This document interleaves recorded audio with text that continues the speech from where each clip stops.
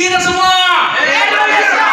Kita semua Prabowo Presiden. GPMP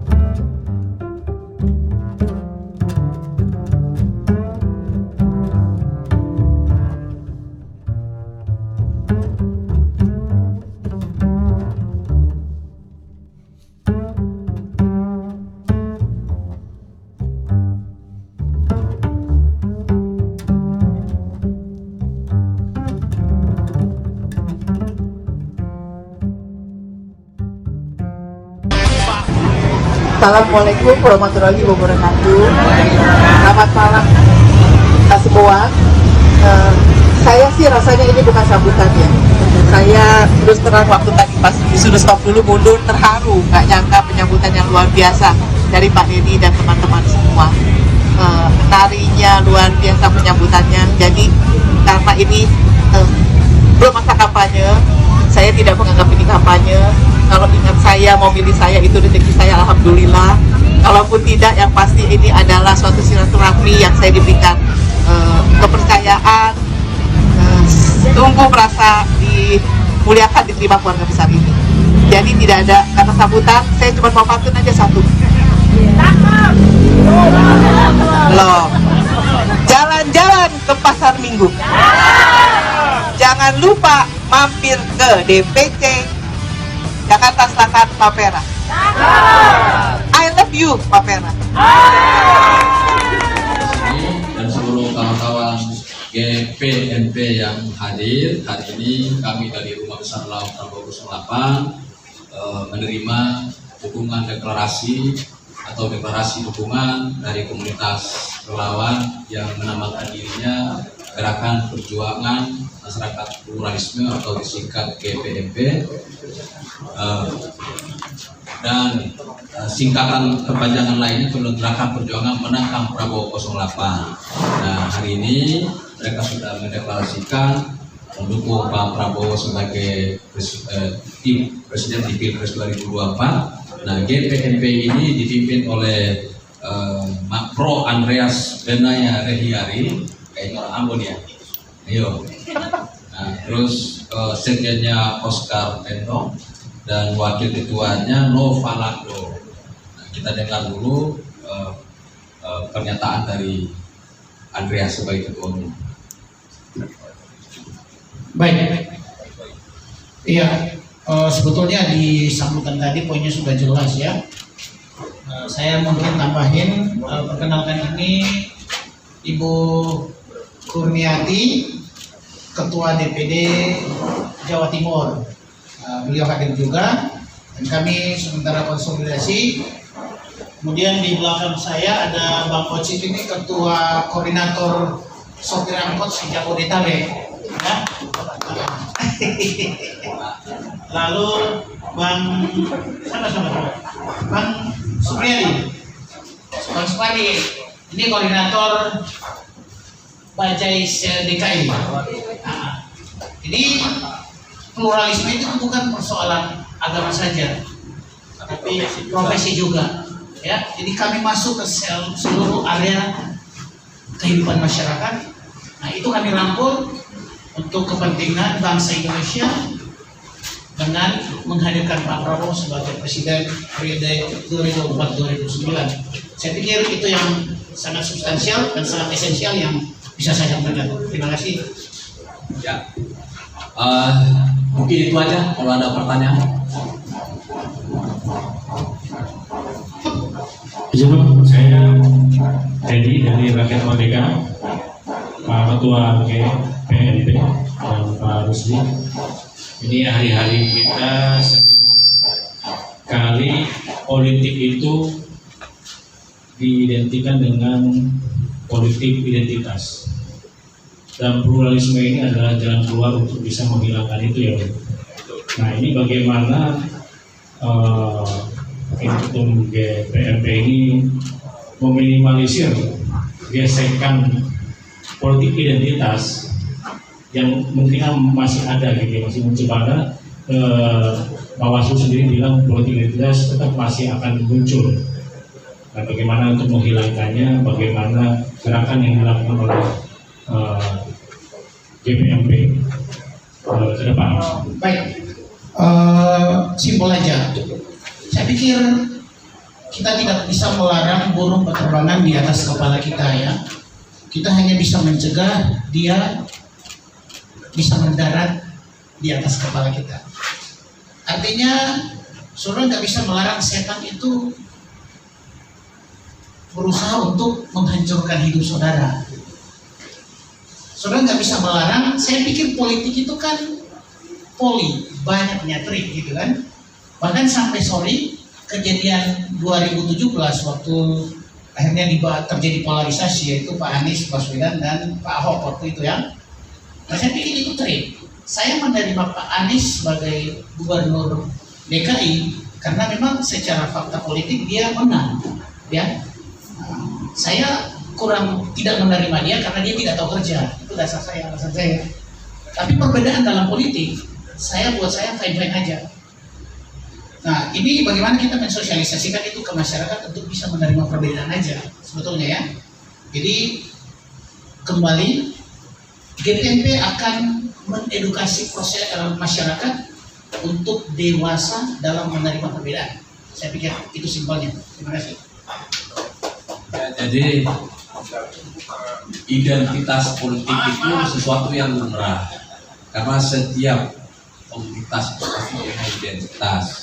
Gerindra punya identitasnya sendiri, Pak Prabowo ya, namanya sudah menjadi identitasnya dia, juga capres lain dan partai lain namanya. Namun disebut identitas itu kan artinya sesuatu kulit luarnya.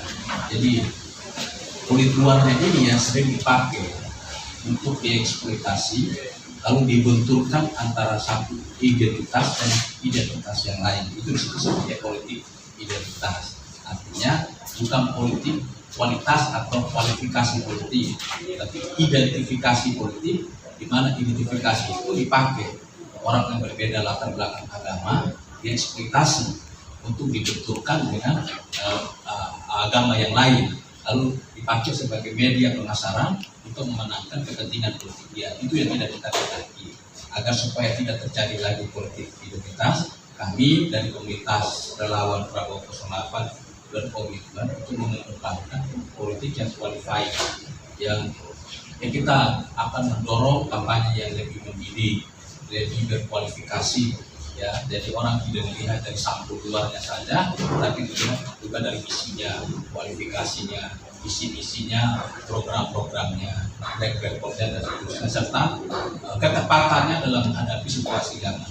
Jadi pemimpin yang baik belum tentu tepat di zamannya. Setiap zaman pasti butuh pemimpin yang sesuai dengan zamannya. Nah, zaman tantangan geopolitik sekarang ini memang yang kita butuhkan adalah pemimpin seperti Pak Prabowo. Dia memahami geopolitik dan juga beliau juga bisa menyatukan seluruh elemen dan komponen yang beragam tadi. Nah, kalau kita bandingkan dengan capres lain, mungkin ke kanannya dia nggak bisa, ke kirinya dia nggak bisa.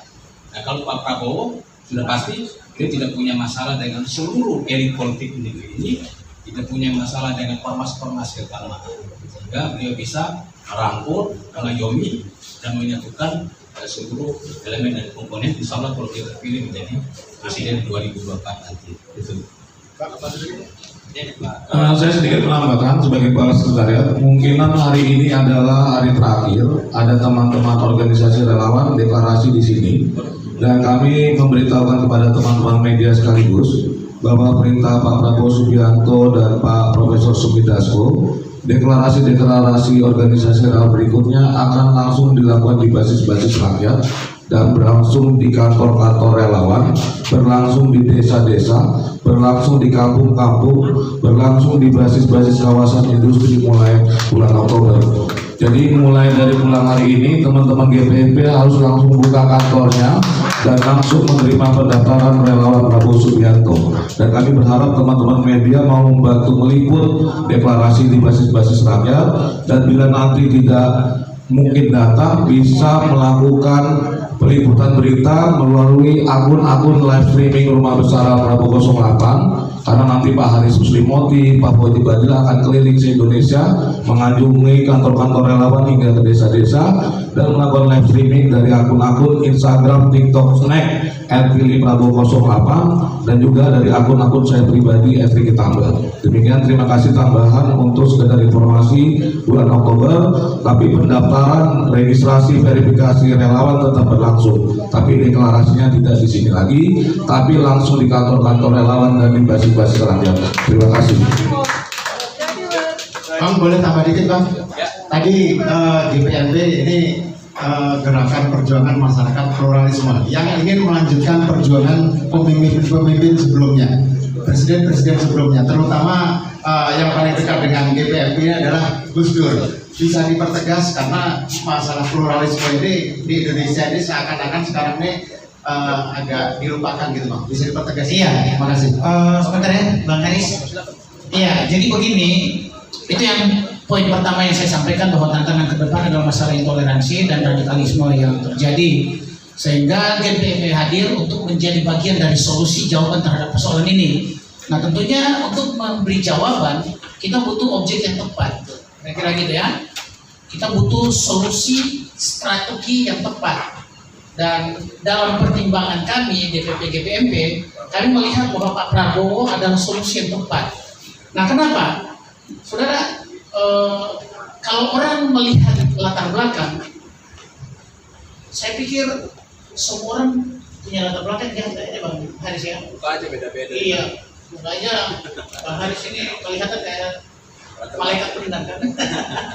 Nah, tapi begini teman-teman ya, kita maksud saya begini, Pak Prabowo punya latar belakang tidak berarti menutupi masa depannya dia.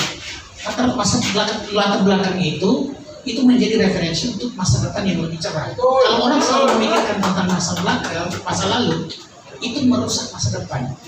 Nah, kenapa? Karena Pak Prabowo dia bisa di orang yang di teman-teman yang dianggap radikal, yang dianggap ekstrim itu, boleh bisa hadir di sana. Saya ini begini, kita bergaul dengan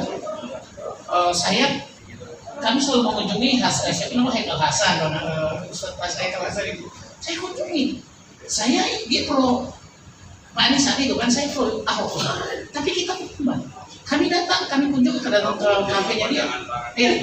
Jadi kalau kita berdiri, kami hadir, GPMP hadir itu untuk mendukung Prabowo, karena kami melihat Pak Prabowo itu benar-benar ada di tengah-tengah dua komunitas ini yang kelihatannya bertengkar, padahal dia cuma perbedaan kecil saja. Nah, ya soal Pak Gus Dur, nah Pak Gus Dur sudah membangun nilai-nilai pluralisme itu, tapi untuk bisa merawat, menjaga dan mengimplementasikan Pak Prabowo. Jadi dia tongkat estafetnya Pak Gus Dur ya, Presiden Gus Dur, untuk merealisasikan nilai-nilai pluralisme. Prabowo jadi kepanjangan tangan Bapak Gus Dur. Ya. Oke. Piala dulu.